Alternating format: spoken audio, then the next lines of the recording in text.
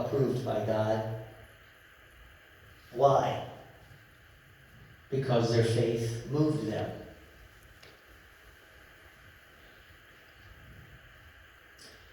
I can think of two ways to apply the passage.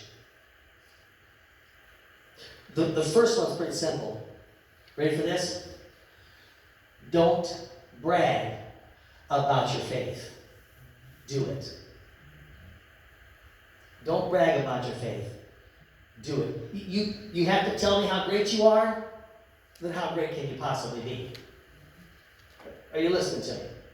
If you have to tell me how great you are, how great can you possibly be? Let me be a name dropper this morning. Michael Jordan. Anybody know that name? Yes. Why do you know his name? Basketball player. Basketball player. Was he any good? Yes. Did he brag about it? No. He didn't have to brag about it, did he? Think of what I'm telling you right now. I mean, he was an NBA champion player. Somebody say you know this.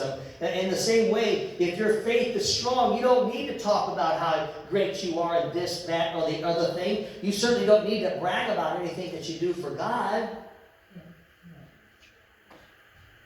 So that's the first application. Don't brag, just live it. The second application is this. Ask God to use you this week right where you are.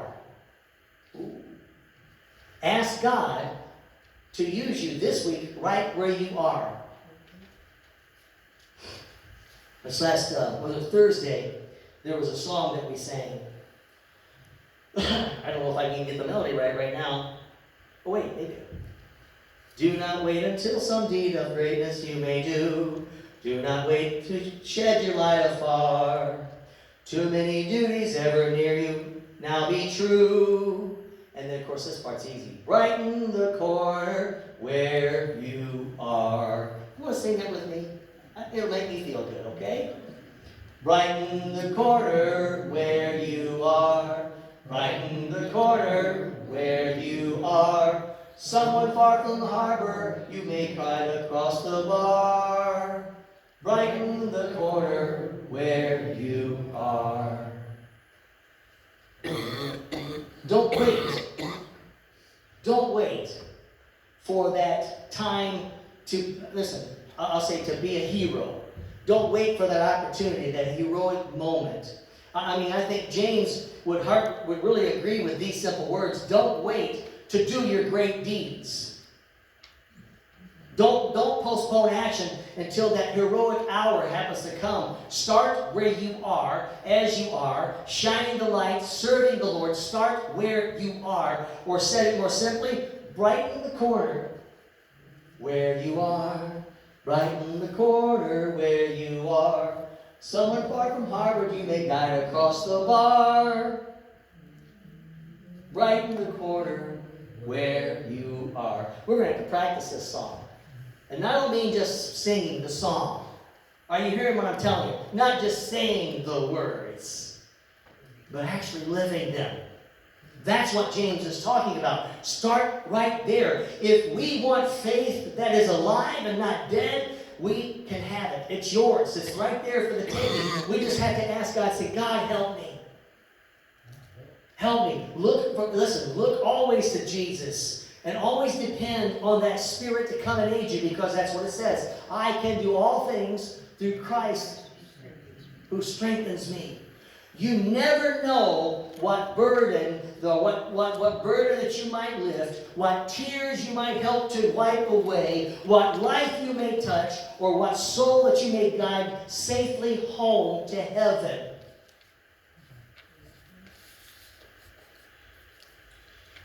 So this morning we started this message with a sobering reminder of what happened across the country and around the world.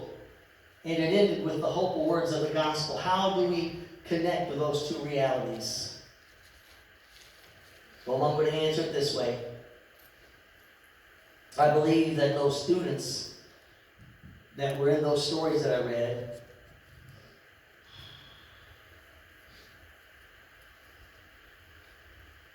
they had no idea when they went to school that day what was going to happen. They didn't have an inkling. They didn't have a thought that that was their last day.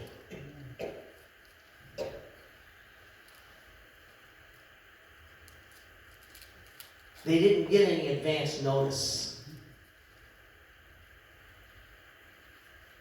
They had their own hopes, they had their own dreams, they had a hope for a future.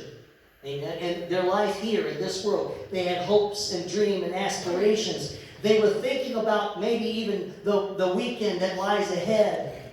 And some of you right now and here right now, you're just thinking, hey, in the next 15 minutes, I'm thinking of what's for lunch.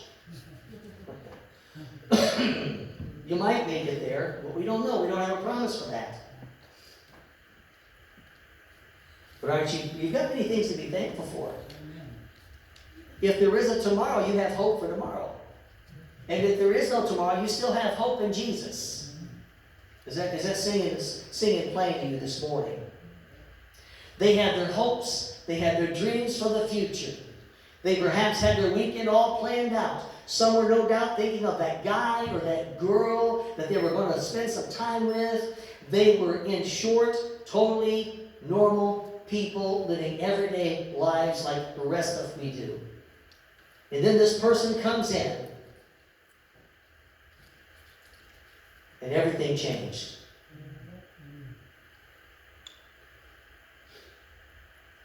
And may God bless those who knew those people. Now I'm trusting God saved those who answered yes to, are you a Christian? Are you a Christian? They paid the ultimate price for their faith. For most of us, the tests of life aren't going to be like that. Still a pretty rare occasion. But the challenge is the same for all of us. Let me put it to you this way. We need to put our faith in gear. We need to put our faith in gear so that no matter what happens today or tomorrow or the next day, you'll be ready to stand up for Jesus as we walk forward, as we move forward. Listen, we're moving forward in faith.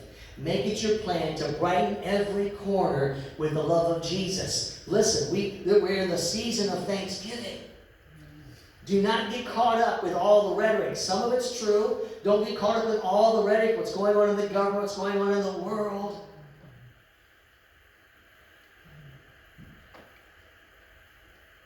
But let's tell folks about the love of Christ.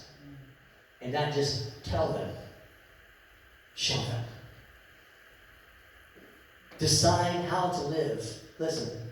Decide how to live today and every other day. And decide that you will live for Christ. Take your stand when you're asked. There's a clue for you. Would you take your stand? All over the building.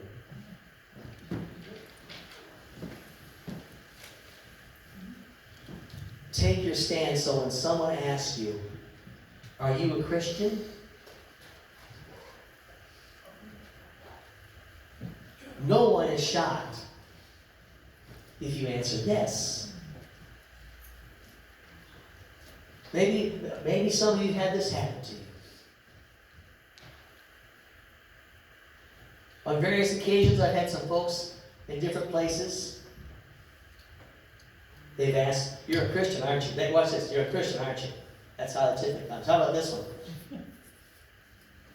You're not just a Christian, are you? You're a pastor. How do they know that? Conduct. Apparently, there's something to be said for how we conduct ourselves. That might have been Jesus, Brother Harold. No, It wasn't? Okay. yeah. He might have been offering you some new insurance. Yeah. Just so you know, he doesn't have any new insurance. It's the same insurance he's been offering us for 2,000 years. Yes. But by the way, it's the same insurance God's been offering since the fall in the garden. 3 words. You ready? 3 words. Ready for this? Come unto me. Yes. That's what God is saying this morning. Come unto me. Jesus says, if you'll follow me, I'll make you what? Fishers of men. And what kind of a fisherman are you going to be? Here's the thing. You might be the kind of fisherman you may have to catch and release.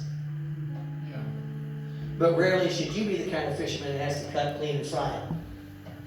Hello?